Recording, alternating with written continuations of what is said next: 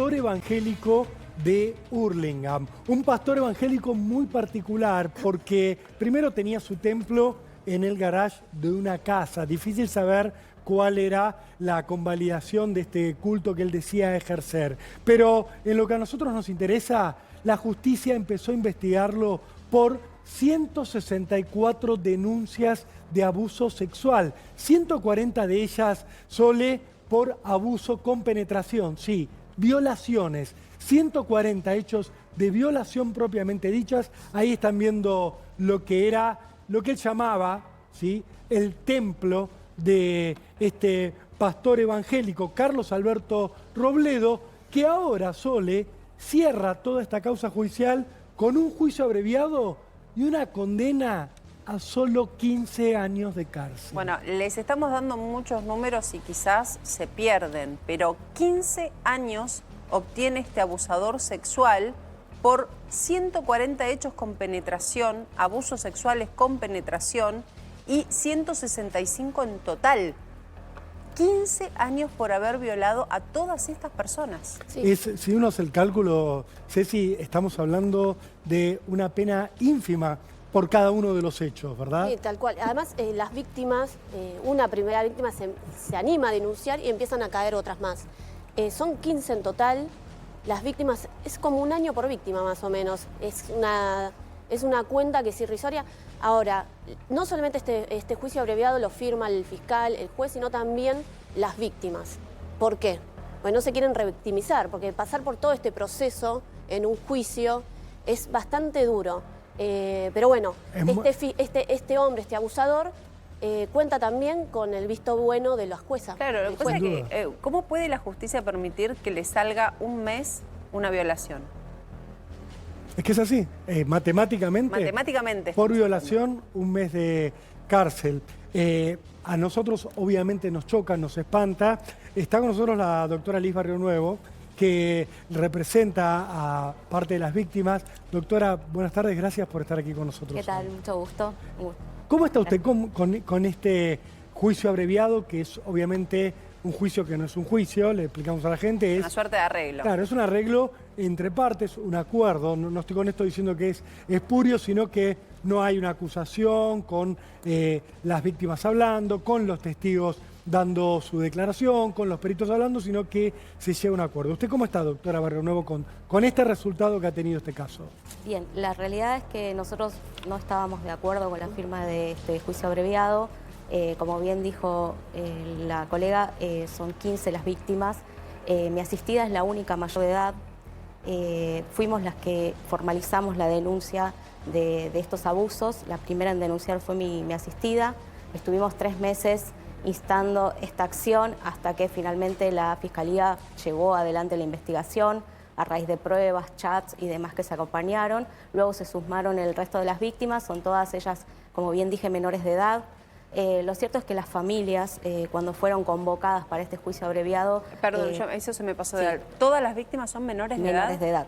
Salvo mi una, asistida. salvo su clienta. Mi asistida es 14 niñas estamos hablando. Estamos hablando de 14 niñas. niñas. Y una mujer joven, no queremos ningún dato concreto de ella, pero estamos hablando siempre de un predador que atacaba adolescentes y en su mayoría son hermanas. Generalmente entre ellas son 2 o 3 hermanitas de una misma familia que congregaban en esta iglesia que él tenía. Lo cierto es que, bueno, como les dije, las familias no querían someter a sus hijas nuevamente a un proceso donde tuvieran que declarar y pasar otra vez por este calvario que ya vivieron. Una aclaración también, él lo que acepta en este juicio abreviado es la culpabilidad. Él dice, sí, yo hice todo esto. Él acepta que violó a estas chicas, que violó a estas menores y que lo hizo durante, si no me equivoco, doctora, durante 4 años. ¿4 años? Fueron 4 años. Pero él acepta para ir al juicio abreviado. Claro, acepta para ir a un abreviado y firmar. Yo no le quito valor legal al juicio abreviado, pero digo, ¿cómo la justicia va a dejar en 15 años libre a una persona violadora de menores? Confesa. No tiene sentido. Una persona que en un juicio oral, doctora, podría haber llegado a recibir una Podría condena haber sido de 50 años, del máximo mucho, posible, claro, ¿verdad? Sí. Lo cierto es que obviamente nuestro Código Procesal nos permite que cualquier tipo de arreglo de juicio abreviado tenga una pena máxima de 15 años. O sea, no podemos... Le dieron la acordar máxima por encima dentro de lo posible. Dentro de lo Pero posible. perdón, para el juicio abreviado, ¿la querella no tiene que también estar de acuerdo? ¿O la fiscalía tiene que estar de acuerdo? La Fiscalía tiene que estar de acuerdo. Lo cierto es que la Fiscalía convocó a todas las víctimas, se entrevistó con ellas y, como bien le comentaba, la mayoría de las familias no querían que sus hijas se sometieran a esto.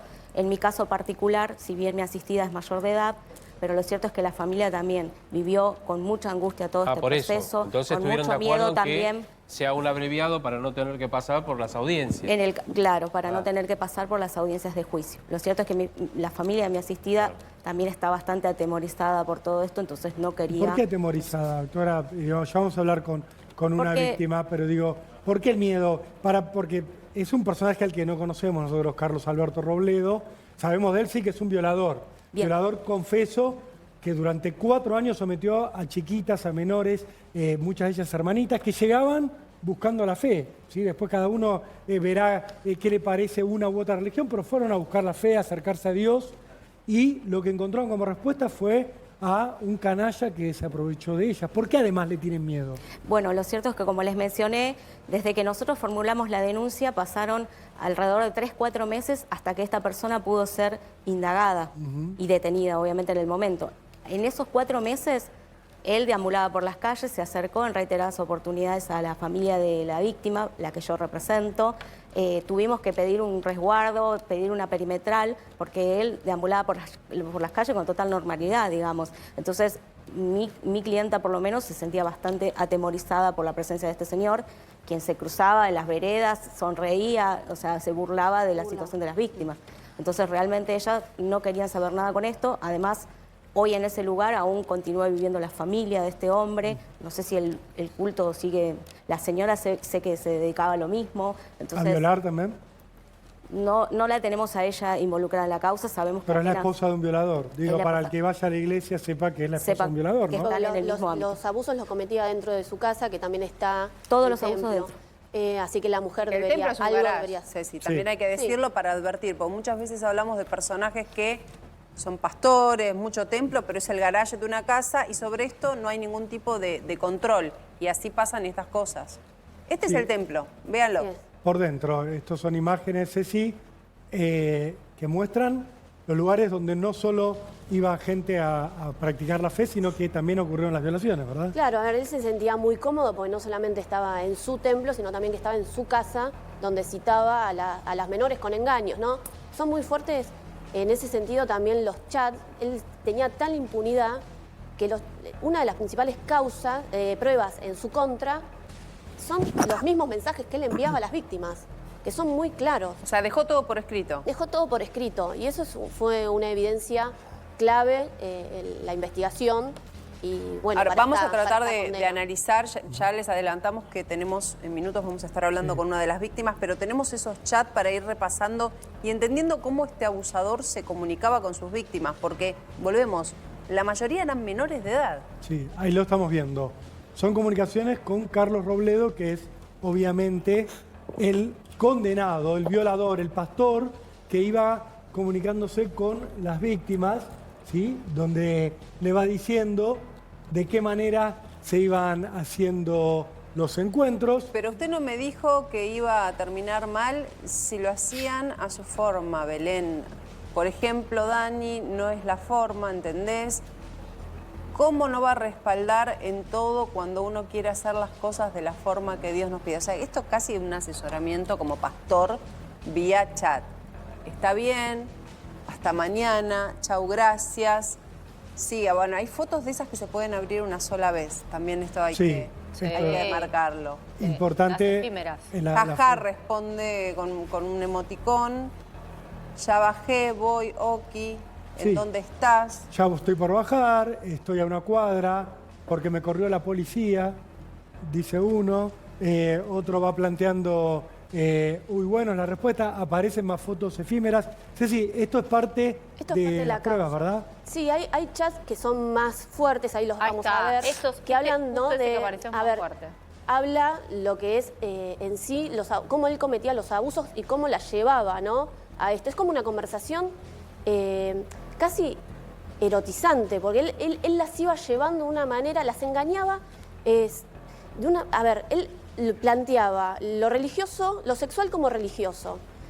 Sentate en la cama, piernas cruzadas, ¿estás sola? Esto es muy importante, porque él siempre preguntaba por la familia, si estaba sola, si no estaba sola la víctima, en el momento en el que cometía, digamos, estos engaños por chat. Es como un chat hot. Sí. El problema es que uno es un violador y la otra es una víctima, Exactamente. ¿Puedo leer ese que, sí, dale, que dale. estaba leyendo Sí, de acá justo? no puedo ver. Ceci, lo leo, que acá lo tengo a mano. Estoy en el comedor, le pone el víctima, ¿no? Pero Dani no está y mamá duerme, le pone la víctima. En la pieza mejor, le contesta él. Bueno, ¿está? Sí, le contesta la víctima. Bien, pone tu mano derecha en tu vientre. Y ahí continúa la conversación. Otra captura. No estoy diciendo que esté bueno lo que decís, le pone el cura, el pastor. Y la víctima le dice, no entiendo nada de lo que me dice. Lo único que sé es lo que pasó, lo que le dije hace varios días atrás. Pasa que a usted no le importa, pero a mí sí. Le contesta el pastor, ah, bien, ¿sabés qué vamos a hacer? Mañana le vas a decir a tu mamá que te traiga hasta Morón y te venís. Yo luego te llevo hasta tu casa. Así entendemos bien lo que decimos, ¿no? Solucionaba un problema de entendimiento por WhatsApp invitándolo a la parroquia, a la casa, a venir a encontrarse con él. ¿No era eso? Le contesta la víctima. ¿No era eso que iba a terminar mal? Usted me dice lo mismo. Bueno, no entiendo, Belén, ¿por qué tendés a complicar todo? Vení, busca una solución con paz, voluntad de Dios. No separes a Dios de tu vida. Ahora tengo que decirte algo. Lo vas a hacer, ¿sí? Miren cómo va llevándolo entre la a Dios. voluntad de Dios y diciendo lo que él quiere que haga. Mezclando la voluntad de Dios. Doctora, con su cliente era así también. El modus operandi de esta persona. Meterle siempre a Dios en el medio. Tal cual. Él convocaba a las chicas, en este caso adolescentes, y lo que intentaba es hacerse el amigo, el confidente, para que las chicas le comentaran si tenían algún noviecito o algo, lo que hacían en su vida, y ahí les empezaba a pedir muestras. A ver, mostrame qué es lo que haces con tu novio, mandame una foto, mostrame lo que haces cuando salís, mandame un video cómo bailás, así no, como muestran ahí, ponete ropa, bailá sensual. Inclusive le pedía fotos de sus partes íntimas, por ahí esos chats que se ven con fotos que pueden mostrarse una vez. Y después, cuando las chicas empezaban a ponerse incómodas o algo, les decía, bueno, entonces vení que vamos a hablar con tus padres de esta situación. Entonces las extorsionaba. Hablaba también del demonio, ¿no? Decía, no podés hacer tal cosa porque estás endemoniada. Les adjudicaba una culpa respecto también al impedimento de ellas de poder tener relaciones con él, porque no querían. Claro, entonces le decían, bueno, estás endemoniada. Sí, y después te voy a sacar el demonio. Sí. No, En el sé caso si de es mi clienta concretamente era de así. este caso, pero es lo que suelen hacer. En el caso de mi clienta era todo el tiempo esa modalidad de vos estás haciendo algo malo, por eso no me querés contar. La hostigaba permanentemente y después le decía que ella era una pecadora y que si no se lo contaba a él se iba a ir al infierno, y así en reiteradas oportunidades hasta Sí, una forma de conseguir su coacción objetivo. aprovechándose Coacción, por supuesto. del culto. Estamos en comunicación con Emma, que es una de las víctimas, una de las 15 víctimas de este pastor violador. Obviamente Emma no va a dar su nombre completo, no va a mostrar su rostro, ustedes la ven del cuello para abajo, porque no queremos revictimizarla, queremos protegerla, queremos cuidar su identidad para que pueda continuar su vida, pero es importantísimo escuchar su testimonio. Emma, muchas gracias por tu valentía, antes que nada, por hablar con nosotros. ¿Cómo estás? ¿Qué tal? ¿Todo bien? Un poco nerviosa. Me imagino, Emma, no es fácil hablar en televisión y mucho menos tener que hablar de esto. Te quería empezar preguntando, ¿quién era para vos Carlos Robledo antes de que empezaran los abusos, ¿sí? Pero en tu vida, en tu barrio, para tu familia, ¿quién era Carlos Robledo? Bueno, él era una persona que conocimos en otra iglesia. Él lo conocimos ahí y después... ¿ahí se escucha mejor? Sí. Ok. Bueno, él lo conocimos en otra iglesia, lo teníamos de referencia de ahí, Después él se fue y empezó a atender en su casa y nada, nosotros lo conocíamos, que solía hablar con la gente, solía hacerle bien a las personas que hablaban con él. Entonces, nada, de ahí fue que lo conocimos y en el momento en que yo pasé por una crisis, acudimos a él para ver qué solución podía darnos o si podía ayudarme. Y en un principio era un tipo, ¿cómo te puedo decir? Amigable, copado, que de alguna manera brindó alguna contención, pero normal, no morbosa. ¿Y te empezó, Emma, a separar en asesorarte a vos o contenerte a vos de tu familia? Digo, a tener una relación directa con vos, de alguna manera, por Sí, WhatsApp sí. O con encuentros donde te decía, venite sola. Sí, en un principio siempre fui sola, porque él hacía reuniones primero grupales y después te llamaba en la semana aparte, te daba como un turno y ibas a hablar con él. Y le contabas más o menos cómo te sentías, qué estuviste haciendo y él, nada, te respondía dándote algún versículo o algo que de alguna manera vos en la semana pienses en eso y después te sientas mejor, ¿viste? Y así En esas todas las charlas, semanas. Emma, ¿algo te sonó extraño o incómodo? ¿Eran charlas donde quizás había cosas que te incomodaban? ¿El lugar que ocupaba en el espacio, digo, se sentaba muy cerca? ¿Había algo que te chocaba? No, en un principio no. En un principio era así, como por ejemplo, como estoy ahora en la cámara, de frente a frente, una mesa en el medio y nada, como si fueras al psicólogo, digamos, como para dar una idea. Sí. En un principio no, era todo muy normal, nada, cero incomodidad. ¿Y cuándo empieza a cambiar esto? Y con el pasar del tiempo ya empezó, yo le contaba, bueno, las crisis por ahí que tenía siendo adolescente, las peleas con mis padres o en el colegio. Yo era adolescente cuando empecé, ya tenía 16 años. Yo lo conocía así. Y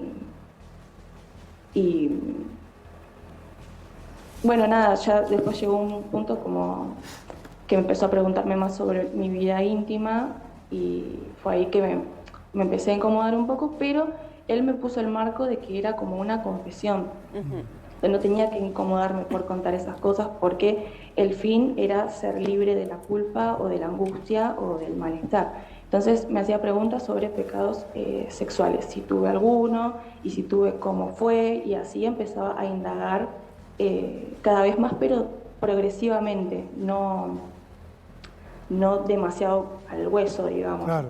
Pero iba Pero buscando, con el Emma, tiempo, sí, un relato claro. explícito de tu parte, digo, de a poco te iba llevando a hablar de situaciones íntimas de manera explícita. Te lo pregunto porque, en general, un hombre de Dios le puede preguntar a, obviamente, un feligrés si tiene problemas en sus relaciones, si tiene relaciones por fuera del matrimonio, pero nunca entra en el detalle, jamás le va a preguntar qué pasó, No. cómo fue, si besaste, no besaste. Y me imagino, Emma, por lo que estás contando, que él sí empezó a preguntarte detalles de tu vida privada, ¿no? Exacto, cada vez más, no, es como que, como era un tiro y afloje. Yo hoy me doy cuenta, hoy ya estoy más grande, lo veo desde afuera, pero en el momento no lo notaba. Y también, digamos, cegada por el marco psicológico que me planteó, ¿entendés? Porque era de confesión, era de terapéutico, entre comillas. Entonces, yo no lograba darme cuenta en su momento, pero sí fue progresivamente, cada vez. Iba como que le contaba un poquito y cortaba hasta ahí. Y después la próxima semana, bueno, ¿y cómo está esto? ¿Qué más hay? Y así. Claro. Y Emma, ¿en qué momento pasa a, digamos, de esto que ya es totalmente inapropiado a abusar de vos? ¿Fue un día para otro? ¿Te agarró en esto que estamos viendo, que era lo que él llamaba el templo? ¿Te llevó a su casa? ¿Qué fue lo que pasó? ¿O cómo empezó esto? Mira, la verdad me incomoda un poco contestarte y preferiría obviar. Está bien, no hay problema. No, Emma, era solamente para entender que en un momento esto que era un diálogo inapropiado pasó a una situación de abuso. Como te digo, fue llevándolo de a poco. Fue un poco más semana a semana, mes tras mes. ¿Y dónde eran Como te digo, fueron los 4 abusos, Emma? años. ¿Dónde los hacía? ¿Dónde se los hacía a las otras chicas? tenía su oficina donde trataba personalmente con cada una. Ajá. En unas imágenes que mostraron, se ve la oficina, que es un cuartito chiquitito con la mesa, y ahí eran los encuentros de charlas y demás. Y ahí se aprovechaba él. Él contaba con una ventaja que era toda esta información que tenía de ustedes referente a su familia, sus conflictos. ¿Él lo utilizaba esto para también manipularlas? Sí, totalmente. De hecho, en mi caso, ponía mucho en contra, me ponía en contra de mis padres o de mi mamá, diciéndome que ellos hacían las cosas mal, que no entendían a Dios, que yo tenía que hacerle caso a Él, que iba a poder guiarme, y no a mis papás, porque ellos no tenían una vista espiritual de lo que pasaba, sino que tenían una vista natural. Claro. Entonces, de alguna manera te hacía pensar que ellos eran peligrosos para vos en vez de ser gente que pueden ayudar. Y te sumo algo, suelen hacer que vos te sientas tan sola en tu núcleo, con tus amigos o con tu familia que no te entienden, que tu único sostén en la vida es Él. Y de esa manera se garantiza la continuidad y la dependencia. Emma, te queremos agradecer, porque sabemos que es muy difícil hablar de esto. Lo que nos quisiste contar nos pinta a un personaje nefasto. Nos asusta mucho que en 15 años esté en libertad este personaje. La verdad que no entendemos cómo una persona así puede estar entre la gente de bien. Lamentablemente esperemos que para ustedes haya una tranquilidad. Gracias de corazón por haber hablado con nosotros.